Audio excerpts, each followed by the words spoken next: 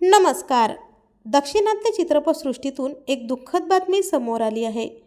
प्रसिद्ध चित्रपट निर्माते आणि अभिनेते कन्नन पट्टांबी यांचे निधन झाले आहे. रविवारी रात्री उशिरा राहत्या घरी त्यांनी अखेरचा श्वास घेतला. ते 62 वर्षाचे होते.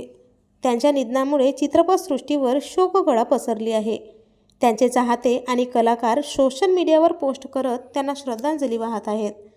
कन्नन पट्टांबी यांनी मध्यरात्री 12 वाजताच्या सुमारास अखेरचा श्वास घेतला. गेल्या 3 दशकापेक्षा अधिक काळ त्यांनी चित्रपटसृष्टीत काम केले होते. ते जरी पडद्यामागे काम करत असले तरी देखील त्यांनी अनेक भूमिका लक्षात राहणाऱ्या साकारल्या होत्या. मिळालेल्या माहितीनुसार कन्नन पट्टांबी यांचे निधन मूत्रपिंडाशी संबंधित आजाराने झाले आहे.